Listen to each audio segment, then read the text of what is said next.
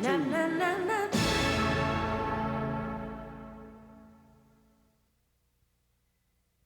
Hello, welcome to Reading Ravine. I'm your host, Dr. Buzz. Today's story is narrated by Spirit Kevin, illustrated by Brother Michael. And now, Curious George Goes to Hell. Once upon a distant time, early in life's journey, George did find himself lost in the basement of a 5 and dime. He remembered tearing loose from his mother's hairy hand as the escalator neared the bottom, and although the sign said step up, George's feet remained flat, for he knew curiosity killed the cat, but wasn't he a primate, and above all that? Down, down through the floor rode George. 9 times his eardrums popped, and when the descension finally stopped, cut in stone a sign that read, "Abandon all hope, ye who plan to enter the land of the dead, unless your height exceeds that of the clown's head." George stretched his neck until slanted brow cleared red wig, as a shade in a blue blazer appeared with a tiny white poodle that appeared to be sheared by a 3rd grader with a tuna can lid.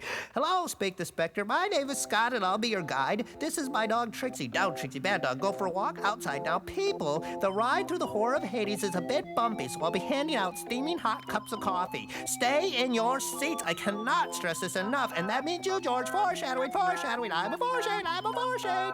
George climbed aboard and took a sip. The cart lurched forward. He burnt his lip. Then before his open baby blue sphere, mechanical spirits from the past did appear. There was Hamlet eating a rotten Danish, a hall of vice presidents apologizing in Spanish, Nostradamus, Nicodemus, Rasputin, and Faust. There was Ozzy Osbourne singing an aria from Deflator Mouse. But behind the facade, George heard real screams leaking. Now that sounds like hell, and that's where I'm seeking. Back in your seat, you naughty monkey. You know the rules. After him, Trixie. But George, quick as a hiccup, rounded the corner and ditched his guide, spied a door that said Non Sagrada Familia, and popped inside. "Ah, this is more like it," said George, as he approached a woman who had 6 children affixed to her 6 breasts. Excuse me, ma'am, excuse me," said the simian. "Could you tell me the hideous sin that brought you to this condition?" And she spoke. "Well, I wish I could, but it's been so long I've forgotten all that." "Well, obviously, there's my original sin, but that's old hat." "Well, perhaps it has something to do with these children," queried the ape. "Oh, no," she said, "these are my pride and my joys. On the right are the girls, and on the left are the boys. But I'm afraid these boys have stayed on past their prime, and these girls bite down without reason or rhyme." George said, "Well, at least the 2 on the bottom, they seem content." "Oh, yes, too true they are," she said, "but they hurt most of all, for they take no nourishment. I can feel their tiny lips, but they won't take their part, and there's nothing more painful to a mother's heart."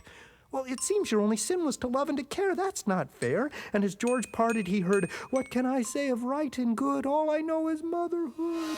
And as the monkey pondered what he had seen, his path suddenly stopped and revealed a ravine. "Hold on to the rope, soldier, we'll pull you through." And out of the bile came a band of men walking single file. They were horribly disfigured and ragtagged and bandaged, each grasping a rope by whatever means they could manage.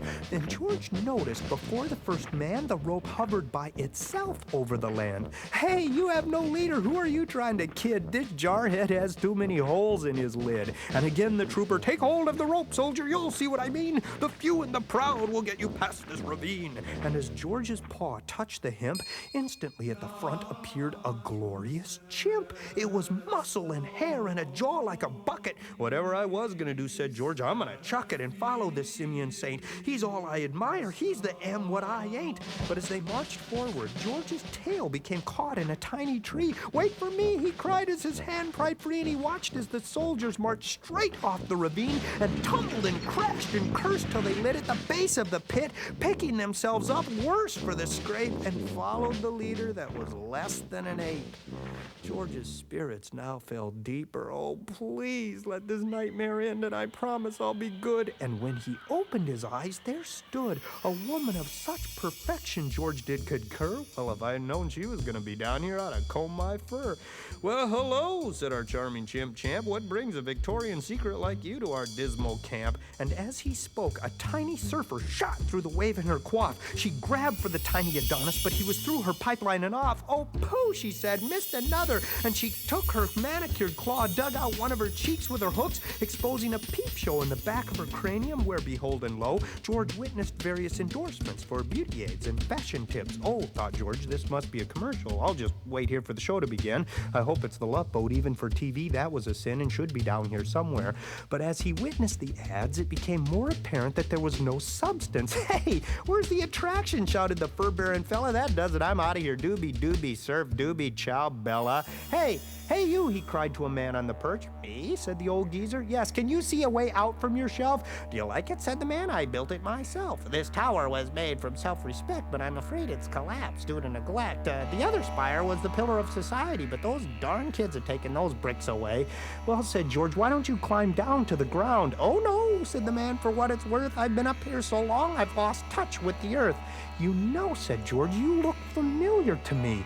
Yeah, said the man, now that you mention it, I'm starting to see that your face rings a bell that once told for me. There he is, it was Scott, sick him Trixie. And from that meek little cataract pet grew 3 hideous poodle heads, gnashing teeth, putrid breath. George was out of the door in a blur, on his heels, fangs and fur, fast as he could, faster than fast. In the room with the mechanical chaps, George grabbed Jack Ruby's slippers and gave them 3 taps. And as Trixie bit down, George awoke at home in his very own bed, with his mother saying, sweetheart, you bumped your head. And he saw his sister was there, and his brother too, and in the doorway was his dad. And there was George home, and wasn't he clever? There with his family, more familiar than ever.